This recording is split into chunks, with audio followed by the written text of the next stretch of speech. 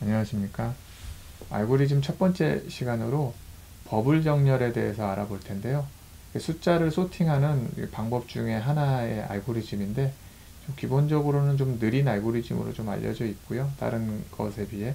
하지만 구조가 좀 단순하기 때문에 처음 시작하려 할 때는 조금 쉽게 접근할 수 있어서 한번 이것을 먼저 시작해 보려고 합니다. 일단은 74513이라는 것을 이제 정렬을 해서 숫자를 순서대로 크기에 따라 이제 분류를 할 텐데, 처음에 이제 이런 숫자를 가지고 첫 번째 그 턴이라고 하는데, 첫 번째 턴에서는 처음에 7과 4를 먼저 비교합니다. 프로그램적으로. 그래서 7이 4보다 크니까 이렇게 숫자를 바꿨습니다. 바꾸고 다시 그 7을 그 다음 숫자인 5와 또 비교합니다. 그래서 5와 비교해서 또 7이 크니까 또 숫자를 바꿨죠. 그래서 그 7을 또 그 다음 숫자인 1과 비교합니다. 그래서 그 1이 비교해서 또 숫자가 크니까 순서를 바꾸고, 그래서 또 7을 맨 마지막 숫자에 바꿉니다. 그러면 또 3이 7보다 작으니까 이렇게 순서를 바꾸고요. 그러면 이제 7은 이 안에 숫자 중에서 가장 크니까 확정입니다. 그래서 이렇게 확정이 됐고요. 이제 두 번째는 이제 그 4를 5와 비교합니다. 4를 5와 비교해서 4가 5보다 작으니까 그냥 끝나고요. 그 다음에 5와 2를 비교해서 5와 2를 이제 바꿔줍니다. 그렇게 해놓고 또 5와 3을 또 비교해서 5가 3보다 크니까 이렇게 해주고 두 번째 턴을 마감합니다. 그래서 두 번째 턴은 이렇게 5가 확정이고요. 그 다음에 또 4와 2를 비교해서 4와 1이 4보다 작으니까 바꿔주고요. 그렇게 해서 또 4와 3을 비교해서 4와 3을 비교했더니 4가 크죠? 그러면 1, 3, 4, 5, 7로 모든 숫자가 확정이 돼서 더 이상은 이제 1이 3보다 클 수가 없고 3이 4보다 클 수가 없기 때문에 이제 확정이 된 겁니다. 이런 식으로 이제 하는 게 버블 정렬인데, 이해하기는 좀 쉬운 편이고, 그리고 이렇게 두 숫자가 하면서 이렇게 계속, 그러니까 물방울이 터지듯이 계속 그 비교해 가는 그런 방식 때문에 버블 정렬이라는 이름이 붙었고요. 이런 식으로 비교해 가면서 계속 가는 겁니다. 그래서 기본적으로는 좀 이해하기 쉬운 정렬 알고리즘이긴 한데, 특정 상황이 오면 좀 최악의 경우 느려지는 그런 상황이 오기 때문에, 그래서 다른 정렬에 비해서 빠르진 않다, 뭐 이런 얘기를 듣고 있습니다. 네, 그러면 프로그램을 한번 구현해 보면요, 새 프로젝트 만들기에서 빈 프로젝트로 하셔도 좋고 콘솔 앱으로 하셔서 기본 세팅되어 있는 걸로 하셔도 좋습니다. 저는 콘솔 앱을 선택해서 이름을 알고리즘으로 해서 만들었습니다. 네, 이런 식으로 이제 필요 없는 부분 지우고요. 한번 시작해 보겠습니다. include 하셔서 그 C에서 쓰는 stdio.h 헤더 파일 불러오시고요. define으로 해서 맥스 사이즈를 이제 5로 이제 설정을 해놨습니다.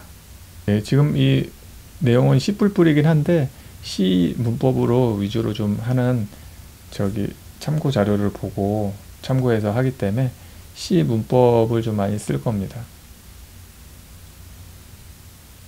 네, 포문을 사용해서 일단은 하나씩 이제 줄여가는 거죠. 이제 하나씩 아까 보는 부분을 줄여 나가서 이렇게 포문을 돌리고 이중 포문을 사용해서 그 하나하나의 그 내용을 점검하는 이런 식으로 내용을 만들었습니다. 그래서 하고 J와 플러스 하나 더 해갖고 그 다음 것과 비교하는 그런 식으로 하고요. 그 안에 이제 템프 임시 파일 만들어서 그 두 개의 그런 숫자의 위치를 서로 바꿔주는 그런 상태로 이 부문을 사용해서, 그러니까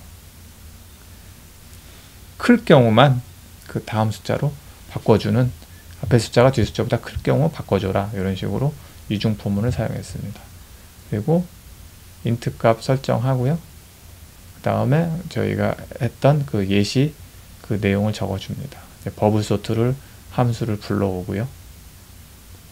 이런 식으로 짰고, 네, 포문을 통해서 출력을 해보겠습니다. printf 해갖고 %d \n 하고 리스트 i를 출력을 하면 되겠죠. 그래서 해보면 컴파일을 해보니까 여기다 n을 쓰면 안되는데 썼습니다. 해보니까 75432 이렇게 잘 나오고요. 네, 이렇게 다시 써보니까 제대로 나오는 걸 볼 수 있습니다. 버블 정렬의 시간 복잡도에 대해서 알아보겠습니다. 시간 복잡도라고 하는 것은 어떤 알고리즘을 수행했을 때 어느 정도 시간이 걸리는지를 평균적인 계산을 하는 건데요. 베스트 시나리오와 워스트 시나리오, 그리고 평균 값이 있습니다. 버블 정렬의 경우에는 6만 개의 그 어떤 정수값을 만일에 계산을 한다, 그 소팅을 해서 정렬을 한다 하면은 이 정도 시간이 걸리고 다른 그 정렬에 비해 좀 상당히 느린 걸 알 수 있습니다. 왜 그러냐면은 선택 정렬과 거의 비슷한데 그 중간에 쓰는 그 로직이라든가 이렇게 하나씩 비교해 가면서 하는 그 부분이 좀 많이 숫자가 느리거든요. 그래서 그 부분이 이제 좀 시간이 걸려서 이렇게 된다고 보고 있고, 그래서 기본적으로 5의 n의 제곱의 복잡도를 가진다 이렇게 얘기를 하고 있고요. 그래서 뭐 수학적인 뭐 그런 걸 할 건 아니니까 일단은 베스트 시나리오에서도 5의 n 제곱이고 워스트, 에버리지도 이렇기 때문에 상당히 좀 다른 것의 정렬에 비해서 느린 걸로 알 수 있습니다. 이 정도로 갖고 있어서 그 버블 정렬은 그래서 실제로 사용하는 정렬이라기보다 교육적 목적이 더 크다고들 말하고 있습니다. 그러니까 요걸 통해서 이것저것 이제 알고리즘의 기초에 대해서 배우는 거죠. 네, 그렇게 알고 계시면 될 것 같습니다. 그러면 이것을 한번 프로그램적으로 다시 한번 해석을 해보면요. 일단은 74513이라는 이 리스트는 여기에 이제 선언을 했고요. 리스트를 이제 어레이로 선언을 한 거죠. 그 다음에 그것을 돌리기 위한 로직을 버블 소트라는 이 함수로 이제 선언을 한 겁니다. 그리고 이 define이란 거는 이제 맥스 사이즈라고 해서 이제 이렇게 선언을 했는데, 여기에다가 맥스 사이즈를 이제 입력을 한 건데요.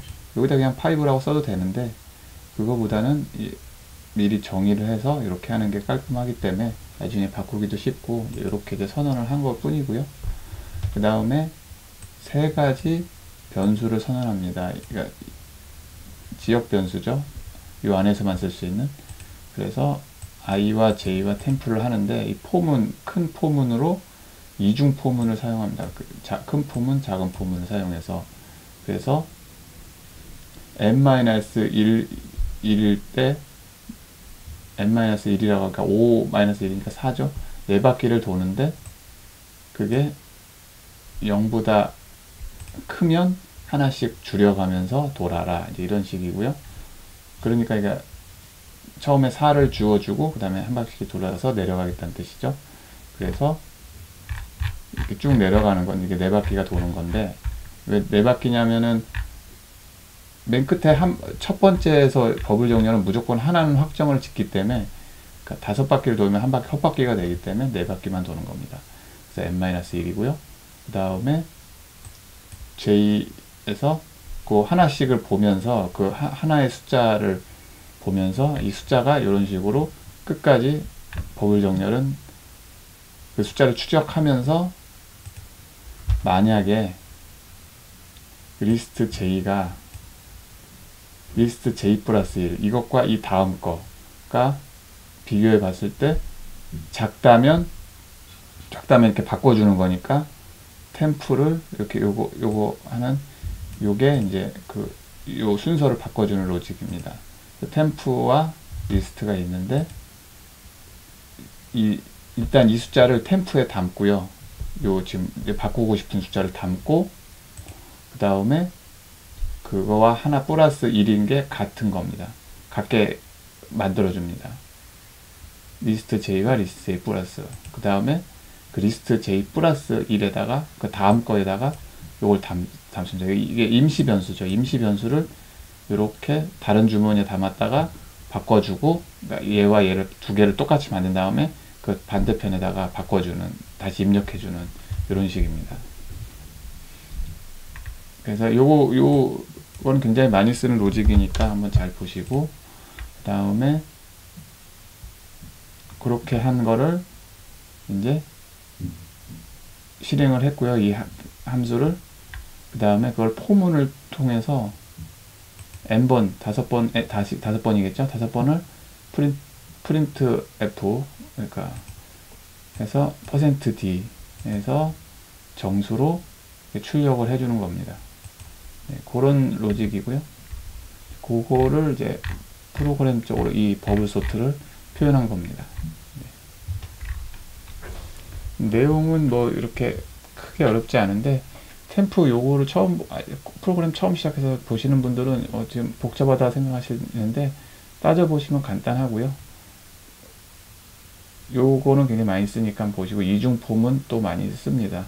그래서 지금 이 알고리즘 자체에서 이걸로 무슨 실제 사용은 잘 안 할 수가 없습니다. 훨씬 더 좋은 그 기능이 아예 내장되어 있고요. 하지만 요거를 보면서 배울 수 있는 것은 제가 알고리즘 시작하면서의 어떤 그런 의도도 여기에 담겨져 있는데, 그 이중 포문을 좀 자세히 이해하고, 여기 보면은 이렇게 수합 함수를 한번 자세히 한번 보고, 기능이 어떻게 하는지, 그 다음에 리스팅, 어레이를 어떻게 사용하는지, 그리고 뭐 이렇게 변수 선언하고, 변수 이런 부분의 문법 같은 거를 한번 잘 보시라고 한번 해보는 겁니다. 그래서 여기서 이걸 통해서 저희가 배울 수 있는 게 많거든요. 알고리즘 자체도 자체지만 이 문법이라든지 이런 어떤 프로그램적인 사용법, 잘 다듬어진 이런 내용을 볼 수 있는 곳이 이제 알고리즘이기 때문에, 이런 것을 잘 보시면서 한번 해보셨으면 좋겠습니다. 보는 것과 직접 해보는 것은 굉장히 다르니까요. 한번 시간이 있으실 때 한번 해보시길 바랍니다.